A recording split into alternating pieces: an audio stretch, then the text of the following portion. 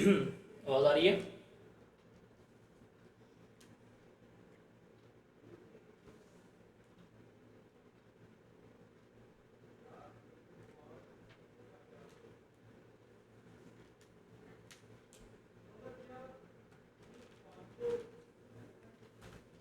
Kindly में जाते हैं, आवाज़ स्क्रीन और कैमरा क्लियर है?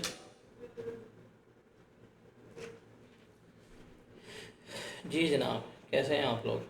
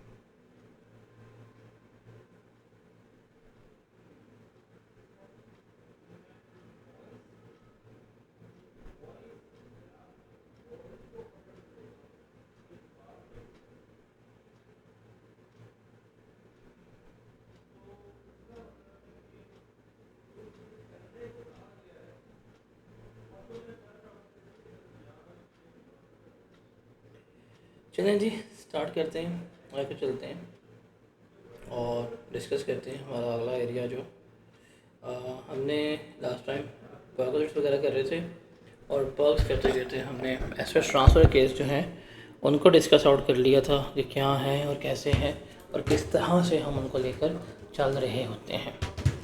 अब हम चलेंगे आगे और हम आगे डिस्कस करेंगे डेट इज़ कन्वेंस वगैरह जो हमें प्रोवाइड की जाती है उसको हम देखेंगे क्या है, कैसे है और किस तरह से उसके रूल्स हैं वो हम यहाँ पे देखते हैं। तो बेसिकली अब बात करते हैं कि जो वो हमें अब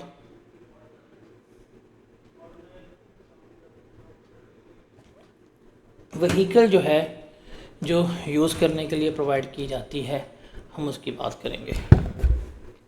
हम बात करेंगे इसकी व्हीकल की। अब व्हीकल का भी अगर व्हीकल आपको ट्रांसफ़र कर दी जाए ना तो ट्रांसफ़र का तो वही असूल है जो हम पढ़ते आ रहे हैं, क्या कि जो आपने उस दिन उसकी फेयर मार्केट वैल्यू होगी माइनस जो आपने कंसिड्रेशन पे की होगी वो लेस करेंगे, जो गेन होगा वो सैलरी में ऐड करेगा। वो कहते हैं जी हमने व्हीकल ट्रांसफ़र तो नहीं की, क्या की है हमने व्हीकल जो है ट्रांसफ़र नहीं की बल्कि हमने व्हीकल यूज़ करने के लिए दे दी है, हमने व्हीकल इस्तेमाल करने के लिए दे दी है। अब जब हम व्हीकल यूज़ करने की बात करते हैं तो उसको देखेंगे क्या है क्या नहीं। अब देखें व्हीकल कौन दे रहा है, एम्प्लॉयर। कौन व्हीकल दे रहा है, एम्प्लॉयर भाई साहब दे रहे हैं। अब ये एम्प्लॉयर भाई साहब जो हैं इनके पास एक गाड़ी जो है जो अपने एम्प्लॉय को इस्तेमाल करने के लिए दे रहे हैं वो दो तरह की हो सकती है गाड़ियाँ। या तो एम्प्लॉयर ने ये गाड़ी परचेज़ की हो, ख़रीदी हो, या एम्प्लॉयर जो है वो क्या कर सकता है वो इस गाड़ी को लीज़ के ऊपर भी ले सकता है। अगर परचेज़ की होगी तो इस गाड़ी की कॉस्ट जो है वो रेलेवेंट होगी हमारे लिए। अगर लीज़ पे गाड़ी ली होगी तो गाड़ी की फेयर मार्केट वैल्यू जो है वो क्या होगी हमारे लिए, रेलेवेंट होगी। और फेयर मार्केट वैल्यू कौन सी, जो एट इंसेप्शन ऑफ लीज़ होगी। जो कौन सी होगी, एट इंसेप्शन ऑफ लीज़। जिस दिन गाड़ी लीज़ पे ली थी उस दिन जो उसकी फेयर मार्केट वैल्यू थी वो हमने यहाँ पे कंसिडर करनी होती है। तो यहाँ तो परचेज़ होगी गाड़ी तो कॉस्ट लेंगे, लीज़ पे लेगी तो फेयर मार्केट वैल्यू लेंगे। अब ये गाड़ी जब दी जा रही है एम्प्लॉयर की तरफ से एम्प्लॉय को गाड़ी दी जा रही है तो इसके यूज़ जो हैं वो तीन तरह के हो सकते हैं। क्या, नंबर वन कि वो ऑफिशियल यूज़ के लिए गाड़ी दी जाए कि आप दफ्तर पे साइकिल पे आएंगे, गाड़ी पकड़ेंगे, ले जाएंगे और वापस घर जाएंगे तो गाड़ी छोड़ देंगे ऑफिशियल यूज़ के लिए। अगर ऑफिशियल यूज़ के लिए गाड़ी दी जाए तो आपको तो कोई बेनिफिट नहीं हो रहा, आपको कोई बेनिफिट नहीं हो रहा। आपको गाड़ी दी है, 10 बजे काम करने हैं, रात को जाते गाड़ी पार्क करनी है, चली जानी, तो कोई बेनिफिट नहीं है, तो कोई ट्रीटमेंट नहीं होगा। अगर उसने गाड़ी आपको दी है प्राइवेट यूज़ के लिए कि गाड़ी ले लो, घर ले जाओ, जाओ याशी मारो, फिर हम क्या लेंगे, बेनिफिट लेंगे क्या? अगर परचेज़ है कॉस्ट, अगर लीज़ पे है तो फेयर मार्केट वैल्यू, इसका हम लेंगे 10% और मल्टीप्लाई बाय करेंगे नंबर ऑफ़ मंथ से, मतलब टाइम फैक्टर जो है वो भी हम इसमें लेके आएंगे, और जो आंसर आएगा वो हम किस में ऐड कर देंगे, वो हम सैलरी में ऐड कर रहे होंगे। जैसे फॉर एग्ज़ाम्पल आपने गाड़ी परचेज़ की हुई थी 12 लाख रुपए की, और वो आपने अपने एम्प्लॉय को दे दिया प्राइवेट यूज़ के लिए, तो 12 लाख का 10% लेंगे, 1,20,000 जो है वो सैलरी में ऐड कर दिया जाएगा। और अगर ड्यूरिंग द ईयर हो तो नंबर ऑफ़ मंथ से हम मल्टीप्लाई कर रहे होते हैं। और थर्ड गाड़ी का यूज़ होता है, डैट इज़ बोथ पर्पज़ के लिए दी है कि दफ्तरी काम भी इस पे करने हैं और प्राइवेट काम भी इस पे करने हैं। इसका असूल क्या होगा कि जो हमारे पास कॉस्ट होगी या जो हमारे पास फेयर मार्केट वैल्यू होगी, इसका हम लेंगे 5%, जो आंसर आएगा वो हम सैलरी में ऐड कर रहे होंगे। तो जब तक गाड़ी इस्तेमाल करते रहेंगे, 1 साल, 2 साल, 3 साल, 4 साल, 5 साल, जो भी हम करते रहेंगे, जितने अर्सा हम गाड़ी इस्तेमाल करेंगे, हम क्या करेंगे, हम उसका बेनिफिट जो है कैलकुलेट करते रहेंगे। डिपेंड करेंगे किस यूज़ के लिए दी है, उसी यूज़ के पर्पज़ पे हम क्या करेंगे, गाड़ी कैलकुलेट करेंगे और बेनिफिट जो है वो ऐड कर रहे होंगे। ठीक है। अच्छा रिमेंबर, इस पे मेंटेनेंस एक्सपेंसेस वगैरह जो हैं वो हमारे इग्नोर होते हैं, उनका हम एज सच कोई ट्रीटमेंट नहीं ले रहे होते। तो बुक में आ जाएं, पेज नंबर 30 होगा बुक का। इसको अगर आप पढ़ेंगे तो ये रूल लिखा हुआ है यहाँ पे कि अगर ऑफिशियल यूज़ के लिए दिया है तो कोई ट्रीटमेंट नहीं होगा, और अगर पर्सनल यूज़ के लिए लिया है तो 10% लेंगे, और अगर ऑफिशियल बोथ पर्पज़ के लिया है तो 5% लेंगे। रनिंग एंड मेंटेनेंस एक्सपेंसेस अगर आप पे कर रहे हैं उसका आपको कुछ भी नहीं बेनिफिट मिलेगा। हाँ, अगर रनिंग एंड मेंटेनेंस एक्सपेंसेस भी आपका एम्प्लॉयर पे कर रहा है तो वो बेनिफिट होगा और वो सैलरी में ऐड हो जाएगा। जैसे सवाल है, mister Atif is a director of SBI, SBI has provided him a car as a part of his salary package. SBI ने उसको गाड़ी दे दी है उसके सैलरी पैकेज के तौर के ऊपर। The cost of the car is 8 million, और गाड़ी कितने की ली थी, 8 मिलियन की। Compute the amount to be added in the salary income, बताएं कितनी इनकम सैलरी में ऐड होगी। If the car has been provided for personal use only, अगर गाड़ी सिर्फ पर्सनल यूज़ के लिए दी गई है, तो गाड़ी 8 मिलियन की थी, 10% लेंगे, 8 लाख जो है वो क्या करेंगे, हम इसका सैलरी में ऐड कर देंगे। फिर एक और देखते हैं कि जी Mr JG is the campus director of SBI. SBI has provided him a car as a part of its salary package. The fair market value of the car is 1.8 million at the inception of lease. Gross lease rentals payable by employer amounted to ₹32,000 per month for 5 years. Lease पे गाड़ी ली है और जेजी को दे दी है, हमने बताना है क्या ट्रीटमेंट होगा अगर गाड़ी बहुत पर्पज़ के लिए इस्तेमाल हो और पर्सनल यूज़ के लिए। तो जो गाड़ी लीज़ पे लेंगे उस दिन जो फेयर मार्केट वैल्यू होगी हम वो लेते हैं। तो फेयर मार्केट वैल्यू है हमारी उस दिन 1.5 मिलियन। अगर बहुत पर्पज़ के लिए दी है तो 5% लेके हम ऐड कर देंगे, अगर पर्सनल यूज़ के लिए 10% लेके ऐड कर देंगे। और जो लीज़ रेंटल्स वगैरह पे किए जा रहे हैं ये इररेलेवेंट है, इनका कोई किसी किस्म का ट्रीटमेंट हम नहीं ले रहे होते। क्लियर है ये?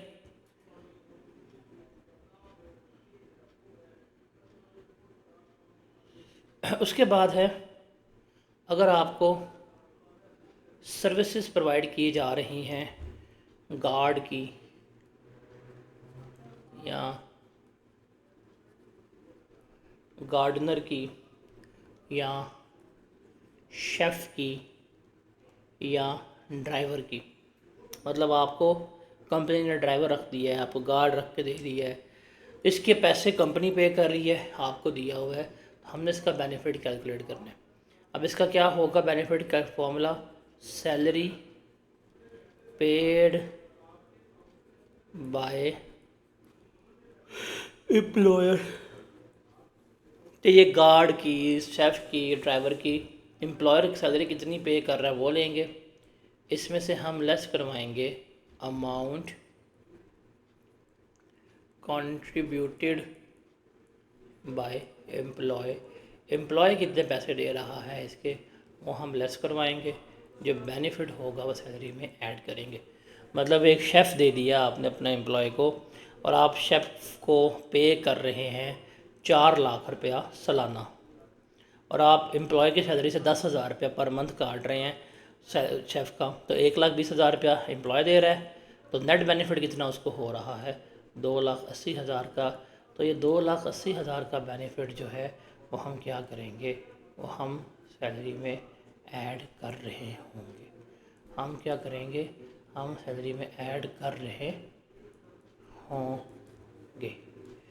सिमिलरली आपको जो यूटिलिटीज़ वगैरह दी जाती हैं, जो यूटिलिटीज़ वगैरह दी जाती हैं, कदर जितना बिजली का बिल आएगा पे कर देना, हम आपको वापस कर देंगे, रीइंबर्स कर देंगे, या आपके घर का बिजली का बिल हम पे कर देंगे। ये भी सारे बेनिफिट्स हैं, और ये भी सारे क्या होंगे, आपकी सैलरी में ऐड हो रहे होंगे। जैसे इसकी भी हम एग्जांपल देखते हैं, बुक पे वापस आते हैं। जैसे जी, Mr Imran is working for Mr Hafiz. Imran जो है वो काम कर रहा है हाफिज़ साहब के लिए। As per the terms of employment terms के मुताबिक employers pays directly for the utility bills of the accommodation to the service provider of utilities against which employees has to pay a nominal amount of 2,000 per month to employer. अब इमरान को जो नौकरी पर रखा है हाफिज़ साहब ने, तो हाफिज़ साहब कह रहे हैं इमरान को कि भाई तुम जहाँ पे बैठे हुए हो, तुम्हारा सारा बिजली गैस का बिल जो है, पानी का बिल जो है मैं खुद ही पे कर दूँगा। सबसे पहले तुमने घबराना नहीं है, और मैं तुमसे क्या करूँगा, 2,000 रुपया पर मंथ इस बिजली गैस पानी का ले रहा हूँगा। जितना दिल करता है मंड के एसी चला, टेंशन नहीं लेनी, तुम्हारा भाई हाफिज़ जो है वो ज़िंदा है। ठीक है। अब इमरान का जो बिल आया है, पानी का बिल लाख रुपया आया है, बिजली का बिल 2 लाख रुपया आया है, गैस का बिल 30,000 रुपया आया है, सैलरी इमरान की 50,000 रुपया पर मंथ है। हमने इमरान की टैक्सेबल इनकम कैलकुलेट करनी है। सैलरी आ जाएगी basic, that is 50,000 into 12, 6 lakh. अब उसके सारे बिल कौन पे कर रहा है, हाफिज़ साहब पे कर रहे हैं। हाफिज़ साहब ने जो बिल पे किए टोटल कितने हुए, 3,30,000। इमरान कितने अमाउंट कंट्रीब्यूट कर रहा है, 2,000 पर मंथ इंटू 12, तो इमरान ने पैसे दिए हैं 24,000। 3 30 - 24 कितना बेनिफिट होगा उसको, 3,06,000 का सैलरी में ऐड करेंगे, तो 6 लाख जमा 3 6, इसकी टोटल सैलरी कितनी बनेगी, 9,06,000 बन रही होगी। ये क्लियर है पॉइंट।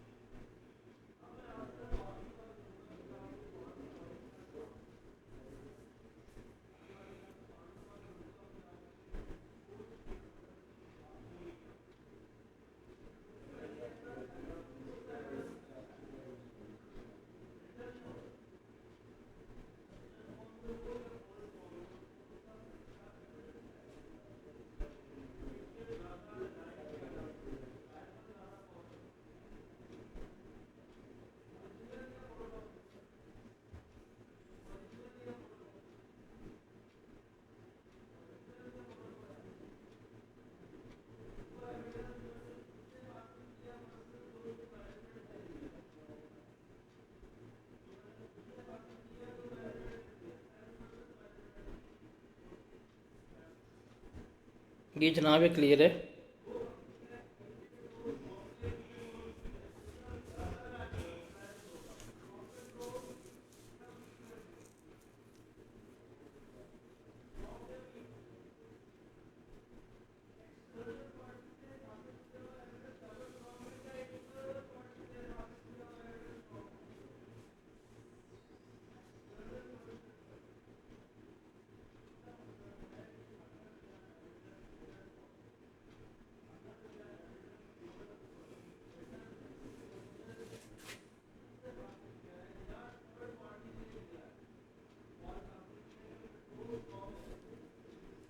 अब आगे चलते हैं, आगे हम बात करते हैं लोन की।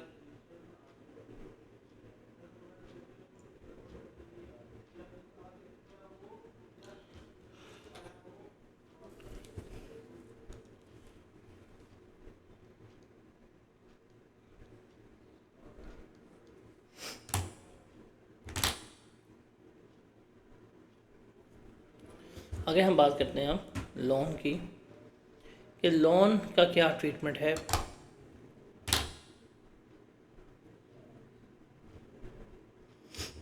उसको देखते हैं। अब हम लोन की जब भी बात करेंगे ना, तो यहाँ पे हमने मल्टीपल चीज़ें जो हैं वो देखनी है। एक है हमारे पास लोन का वेव ऑफ होना, और दूसरा है हमारा लोन का हासिल करना।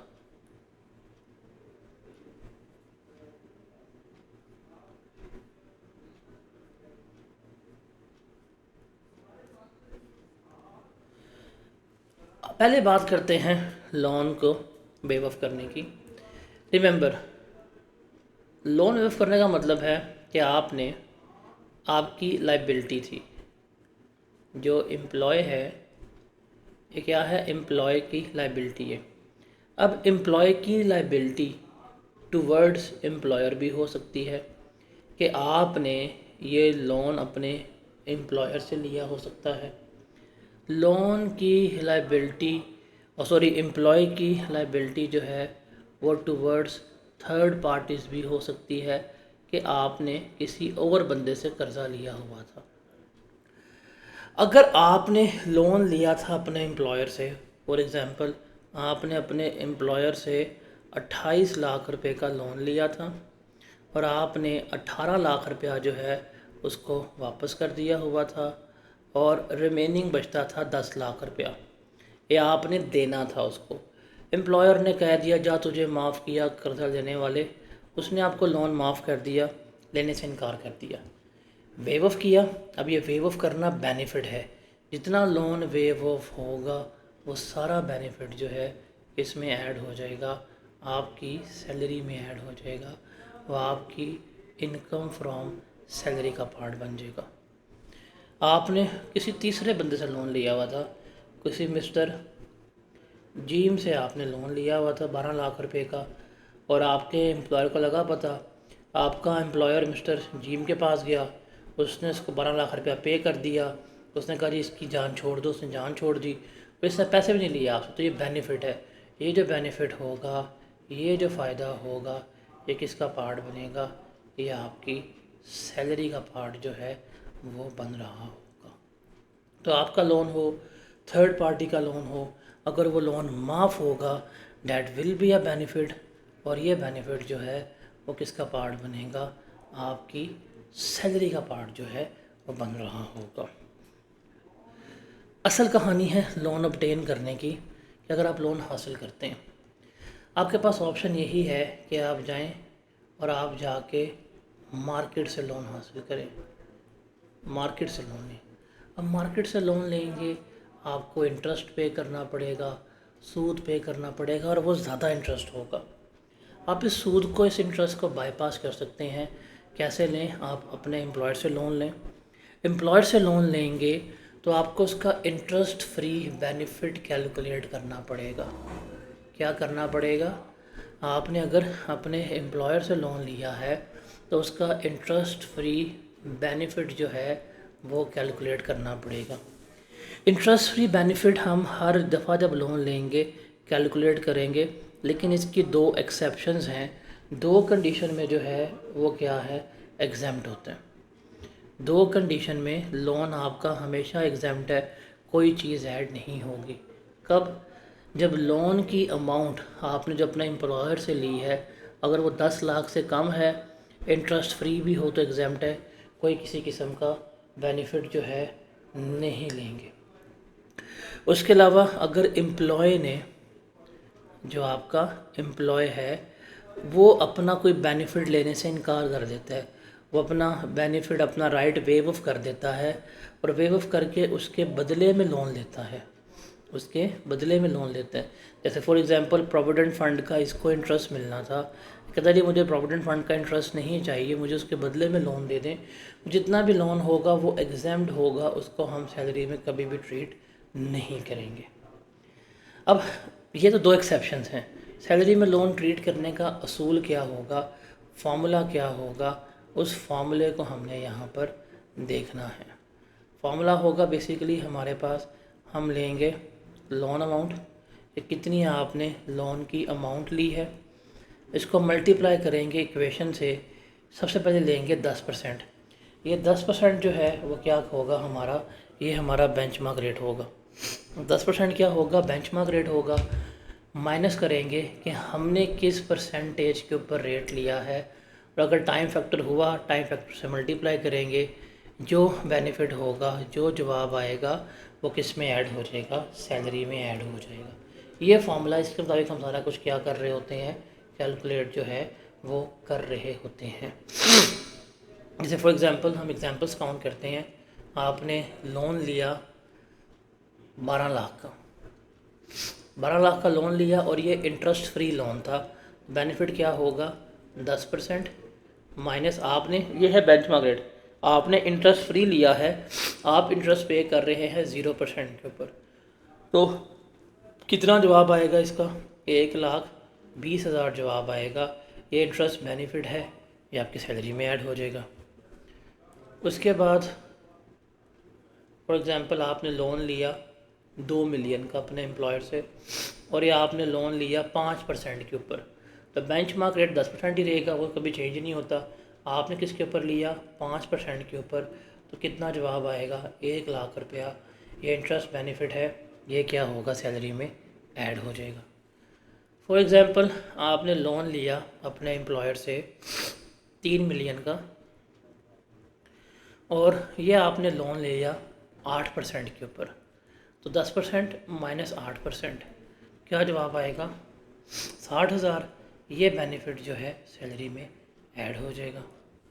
एक और एग्जांपल लेते हैं। आपने लोन लिया अपने एम्प्लॉयर से 5 मिलियन का, 50 लाख का, और ये 10% के ऊपर ही लिया, मतलब आप इस लोन के ऊपर 10% ही इंटरेस्ट पे कर रहे हैं।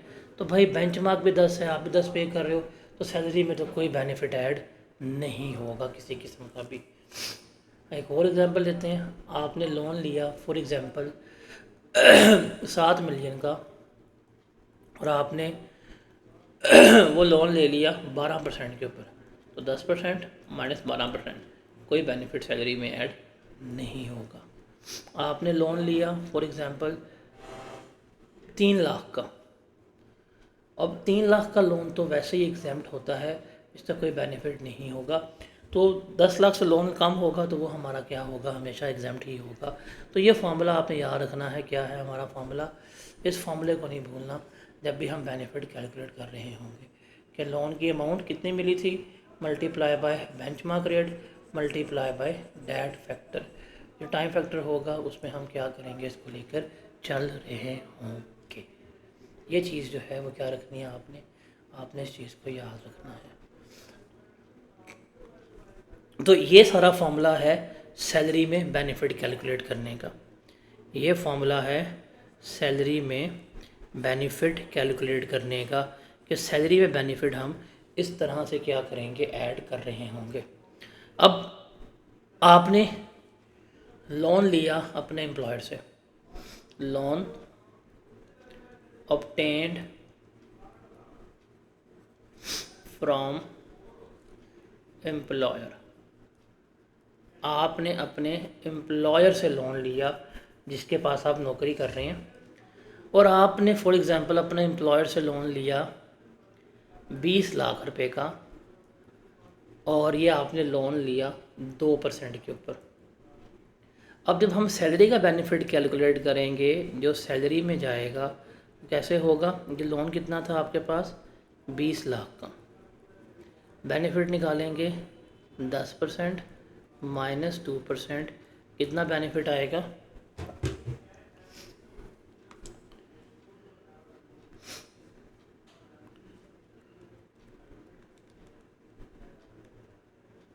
1,60,000। ये जो बेनिफिट होगा वो आप किस में ऐड कर देंगे, सैलरी में ऐड कर देंगे, कि ये जी आपका इंटरेस्ट बेनिफिट है। अब जाहिर सी बात है, आपने लोन लिया होगा, इस लोन का कहीं इस्तेमाल तो होगा, मकसद तो होगा।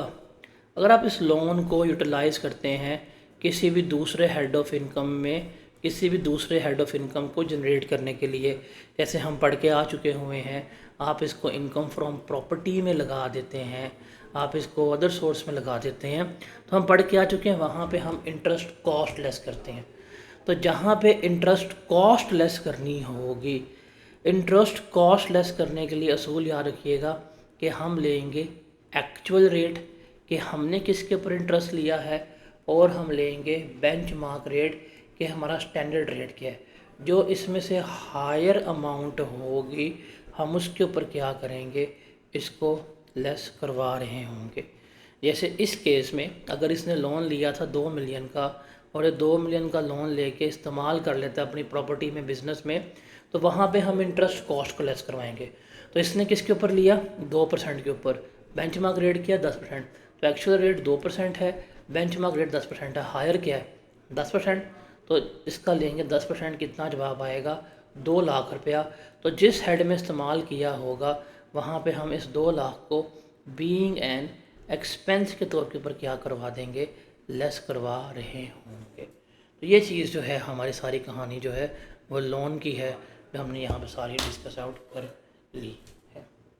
इस डैट क्लियर है? राइटिंग कितनी प्यारी है ना मेरी, राइटिंग वाह।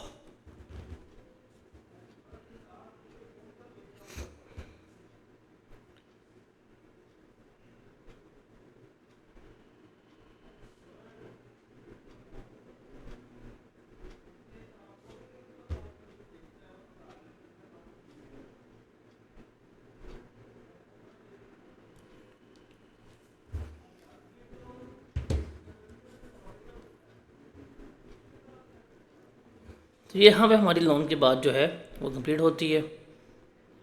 यहाँ पे आप इस बुक में जाकर पढ़ लीजिएगा कि लोन का ट्रीटमेंट क्या होता है। जो हमने यहाँ पे देखा हुआ है कि लोन जो इंटरेस्ट बेनिफिट होगा वो हम सैलरी में ऐड कर रहे होंगे। लोन 1 मिलियन तक एग्जाम्प्ट है। अगर आपने अपना कोई इंटरेस्ट वेव ऑफ किया है, आपने अपना इंटरेस्ट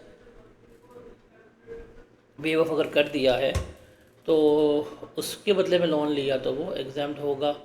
और जैसे एग्जांपल है हमारे पास ये, तो देखते हैं ज़रा।